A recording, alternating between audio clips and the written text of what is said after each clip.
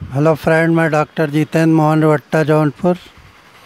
आज हम लोग डॉक्टर ईबी नैस के होम्योपैथिक सिम्टम के बारे में डिस्कस कर रहे हैं।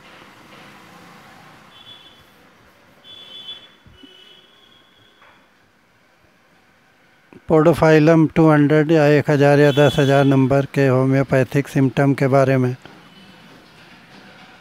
ईबी नैस लीडर्स नैस के मटेरिया मेडिका के होम्योपैथिक सिम्टम के बारे में, पोडोफाइलम 200 या 1000 या 10,000 नंबर के सिम्टम के बारे में डिस्कस कर रहे हैं। पोडोफाइलम में शिशु रोगी दांत निकलने के समय मसूड़ों को आपस में दबाने की कोशिश करता है। इस प्रकार का लक्षण रहने पर चिकित्सक को फाइटोलक्का 200 और पोडोफाइलम 200 में से ही किसी एक दवा का चुनाव करना पड़ता। शिशु विसूचिका में भी इन दवाओं को बहुत कारगर पाया गया। पोडोफाइलम 200 में उल्टी मितली का लक्षण तो रहता है, परंतु यह मितली इपिका की मितली से सर्वथा भिन्न प्रकार की होती है। इसमें वमन नहीं होता है, परंतु मितली की अनुभूति बराबर ले तेज करती रहती। यह लक्षण सिकेलिकार्नुटम 30 या 200 में भी पाया जाता है। पेट में गुड़गुड़ाहट तथा बड़ी आंतों में गुड़गुड़ाहट का लक्षण यदि पेट की पुरानी बीमारी में प्रकट हो जाता है तो यह औषधि बहुत लाभ करती। कांच निकलने का अपने स्थान से च्युत हो जाना भी इसका मुख्य लक्षण माना जाता है। इसमें गर्भाशय भी अपने स्थान से हट जाता है। यह विकार उस समय खास तौर पर उत्पन्न होता है जब रोगिणी या तो बहुत अधिक परिश्रम कर लेती है या कोई भारी चीज़ उठा लेती है। इस विकार में 3 औषधियाँ पोडोफाइलम 200, अस्टाक्स 200 और नक्सवोमिका 200 का प्रयोग हो सकता है।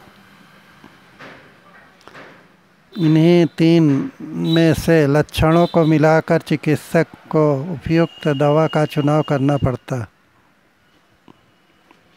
पोडोफाइलम 200 का घनिष्ठ संबंध डिम्बाशय से भी हो सकता है, क्योंकि निम्न लक्षणों वाली कई रोगिणियों को इससे विलक्षण लाभ हुआ। दाहिने डिम्बाशय से दर्द उठता है और उसी तरफ से ऊपर की ओर दौड़ जाता है। लिलियम टिग 30 या 200 इसके साथ ही रोगिणी को होश नहीं रहता है तथा उसका बदन भी सुस्त पड़ जाता है। इस प्रकार के लक्षणों में डिम्बाशय का अर्बुद भी इस औषधि के प्रयोग से बिल्कुल ठीक हो गया। मैंने सविराम ज्वर के एक बिगड़े हुए रोगी को भी इस दवा से चमत्कारिक ढंग से ठीक किया है। इस रोगी को बहुत तेज ठंडक लगती थी और इसके बाद ही उसे तेज बुखार भी चढ़ जाता था। बुखार की अवस्था में वह बहुत प्रलाप करता था। कुछ हद तक वह पांडु रोग से भी ग्रस्त था। बुखार कम होने पर रोगी को निद्रा आ जाती थी।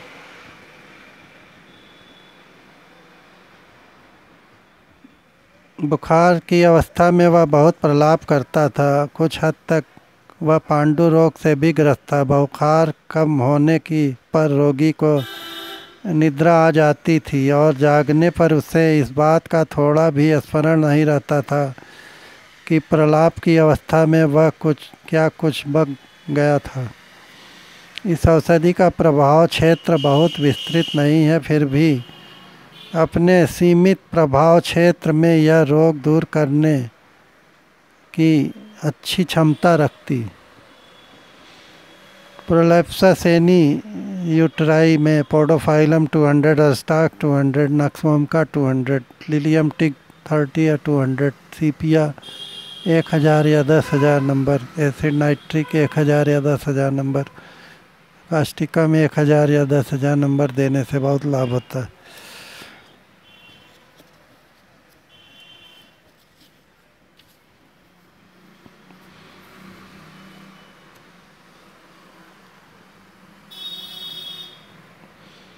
पोडोफाइलम 200 एक गम्बोगिया 200 ओपियम 200 कॉफिया 200 देने से भी डायरिया में बहुत अच्छा लाभ होता है, जो पिचकारी की तरह से तेज़ स्पीड से टट्टी होती है।